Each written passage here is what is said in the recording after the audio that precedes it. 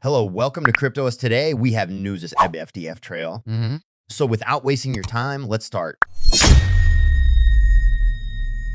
FTX founder Sam Bankman-Fried has decided to testify in his own defense, a legal gamble that sets up a dramatic conclusion to his criminal trial in New York City. The 31-year-old, who pleaded not guilty to 7 counts of fraud and money laundering, has sat silently for the last 3 weeks while prosecutors argued that he stole billions of customer deposits from FTX, his cryptocurrency exchange. He could take the stand as early as tomorrow when the trial is scheduled to resume. His attorney told us District Judge Lewis Kaplan on Wednesday that Bankman-Fried would testify.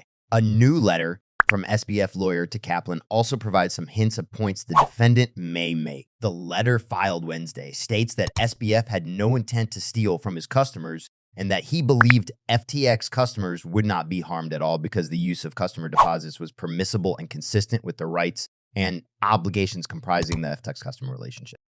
The decision to testify is a high-stakes bet for SBF.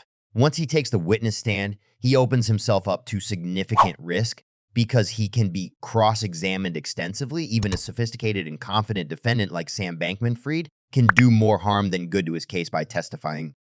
The government, which is expected to rest its case as soon as Thursday, alleges that FTX customers couldn't withdraw their money during the exchange's final days in November 2022 because SBF had allowed his crypto trading fund, Alameda Research, to spend it. That claim was backed up by testimony from friends and former classmates Bankman-Fried hired for top jobs at FTX and Alameda. Some of those executives pleaded guilty to multiple felonies and agreed to testify against him. Whilst that practice of corresponding through self-deleting messages left prosecutors with less documentary evidence than what actually existed at the time of the alleged fraud, 3 of his top executives and other former employees walked the jury through a limited number of their preserved messages, spreadsheets, and Google documents. Prosecutors used the evidence to argue that Alameda Research CEO Caroline Ellison, FTX co-founder Gary Wang, and FTX chief engineer Nishad Singh were actively discussing with Bankman-Fried by June 2022 how to plug an $8 shortfall at FTX.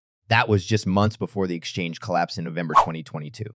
Much of the corroborating testimony provided by government witnesses is an interpretation of what SBF said. Therefore, the statements from witnesses are open to dissection and discrediting by the defense in an attempt to create reasonable doubt about Bankman-Fried's guilt. The defense can try to discredit those accounts using CF testimony. To convict Bankman-Fried, all 12 jurors must find that prosecutors proved, beyond a reasonable doubt, what was in SBF's mind. Bankman-Fried's attorney Mark Cohen said in his opening argument as the trial began that his client believed in good faith that Alameda could use FTX's funds provided there were sufficient assets for them to be paid back. Bankman-Fried has to put on a defense, former federal prosecutor Niyama Ramanai said, a defense that relies on cross-examination and closing arguments only trying to make the case that he didn't know what was going on or that the victims weren't really defrauded isn't going to work because the prosecution is, so far ahead.